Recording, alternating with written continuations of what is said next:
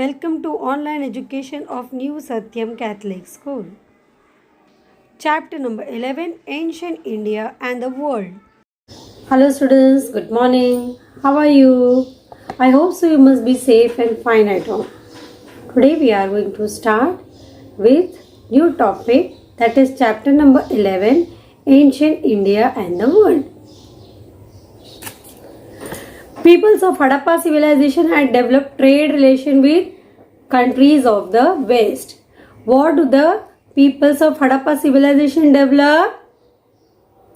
Trade relation. They develop trade relation with West countries, that is countries of the West. Ever since then, India has had economic and culture exchange. So, what was exchange with outside world? What was exchange with outside world? Economic and cultural. Economic and cultural exchange has been taken place with outside world. Is that clear? What was developed? Trade was developed. What was exchanged? Economic and cultural was exchanged. Next, Buddhism has spread to Afghanistan and to many countries of Central Asia. What was spread? क्या पूरा फैल गया? What was spread? Buddhism. They were spread all over the world. During the period of Iranian Empire, India's contact with the world, that is the Western world, increased. So, what was increased, students? Contact with the Western world. It was increased. And during which period? Yes, during the period of Iranian Empire. The Greek historians of that period grew more curious about India. Who were curious about India? Greek historian. Their writing introduced India to the Western world. Their writing introduced India to the Western world. So who's writing? Who were writing? The Greek historians. The Greek historian used to write each and everything about India. So their writing introduced India to the Western world. Is that clear? Next, the route which were later used by Alexander were opened for trade between India. The route which were later used by Alexander. जिस root से Alexander बाहर से Greek से India में आए उसी root से क्या हुआ शुरू? ट्रेड शुरू हो गया, बिजनेस शुरू हो गया. The route which were later used by Alexander were open for trade between India and countries of the West. The routes which were later used by Alexander were open for trade between India and countries of the West. So, what about the routes? Routes were open for what? It has been open for carrying out trade between India and Western countries. Under the influence of Greek art of sculpture, a new form of art emerged in India during Kushana period. What was developed, students, here? Greek art.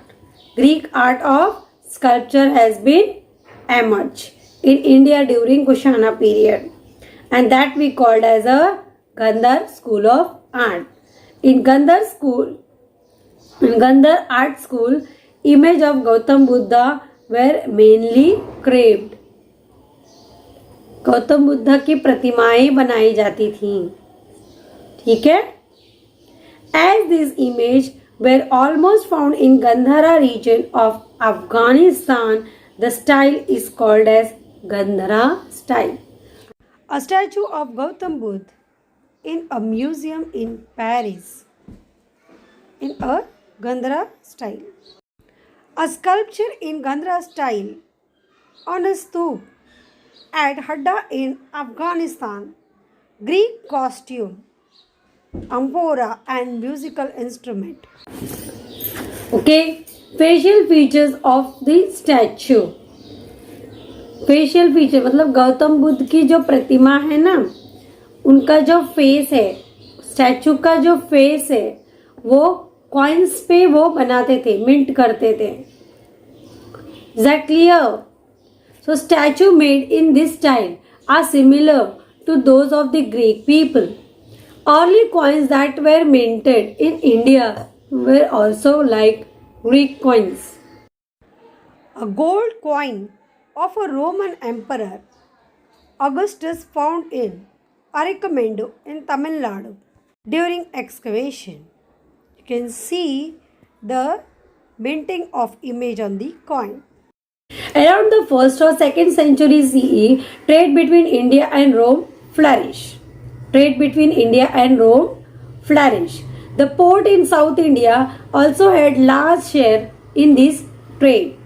Some articles were made of bronze were found in the excavation at Kolhapur. In Kolhapur, some excavation have been carried out, and there some articles of bronze were found. They have been made in Rome. Those articles which were found in the excavation in Kolhapur, they have been made in Rome. They have been made in Rome. The excavation at Arikamedu in Tamil Nadu have also brought to light many articles made in Rome. But these places were important center of trade between India and Rome. So, both of these places, that is Kolhapur and Tamil Nadu, they were both important centers of trade between India and Rome. Is that clear? These are the two places in India where trade have been carried in the these two countries, that is India and Rome. Many such trade centers are mentioned in the literature of those times. A gold coin of Roman Empire, that is Augustus, found at Aricamendo. Alexandria was an important port in Egypt. The Arab merchant carried Indian goods up to Alexandria. Indian merchant carried goods up to Alexandria.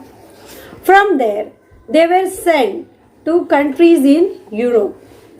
Beside Indian goods, Arab also convey Indian philosophy and science to Europe. The concept of zero is one of the India's major contribution to the world. It was the Arab who introduced this Indian concept to Europe.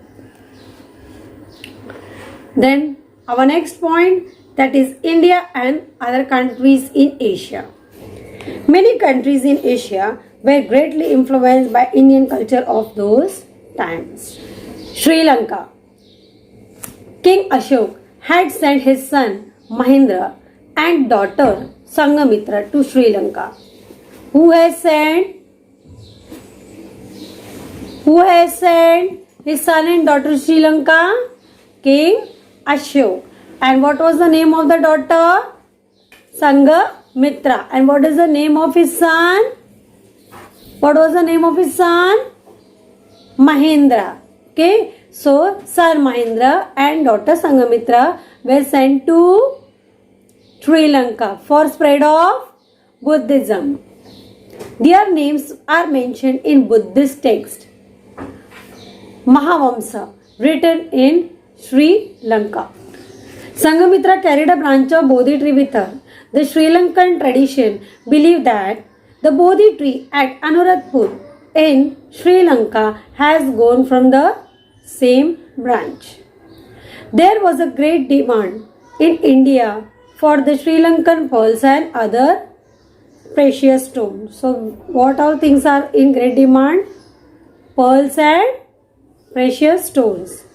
In the 5th century CE, King Kashyap had cave dug out at a place called Shigriya.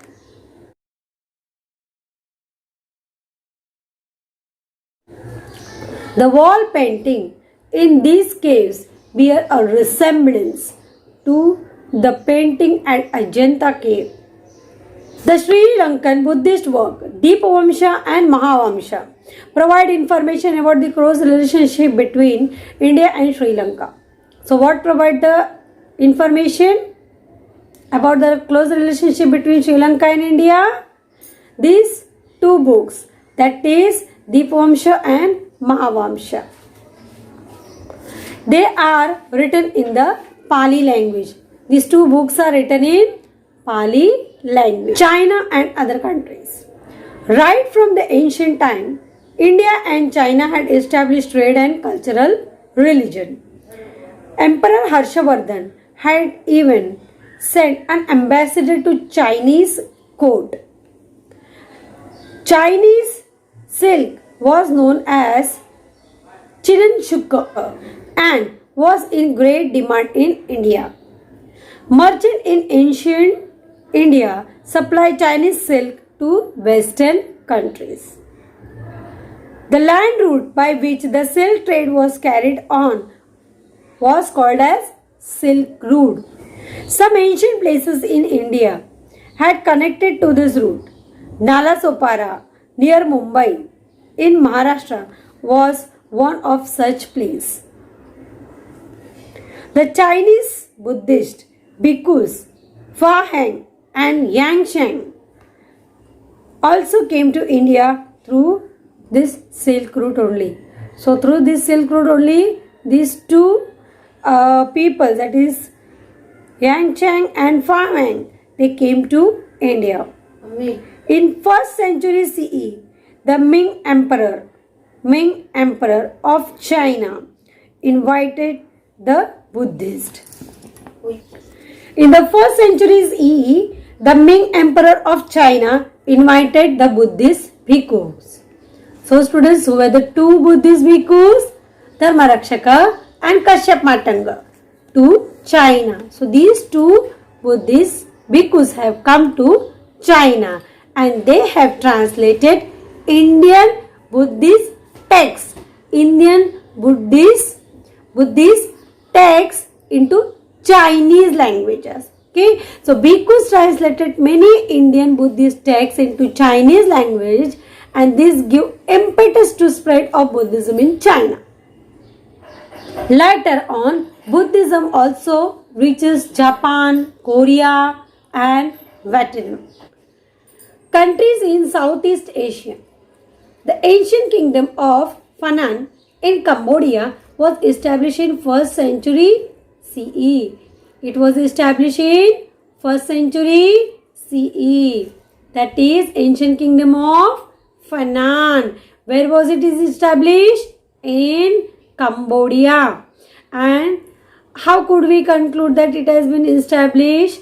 Due to the evidence. So evidence is available from Chinese tradition that an Indian name Kaundinya established it. Peoples of Phanan knew the Sanskrit language. They knew which language? Sanskrit language. A stone inscription of that period is still existent. It is in Sanskrit. In many other countries of Southeast Asia too, small kingdom established by people of Indian origin had emerged. These kingdoms helped to spread Indian culture in Southeast Asia. Indian culture had a deep impact on art and cultural life of Southeast Asia. Dance drama based on stories from the two Indian epics Ramayana and Mahabharata are popular in Indonesia. They were popular. This influence continued to increase over the year.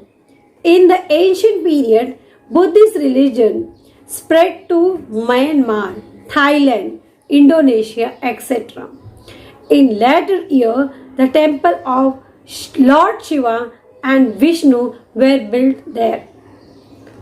This year, we have revived Indian history from 3000 BCE to 8th century CE. 3000 BCE से 8th century तक की हमने पढ़ाई की है. Next year, we will study the history of India from 9th century CE to 18th century CE. The history of this period is medieval history. So with this I am finishing of the lesson. Next we have to go with our home assignment work.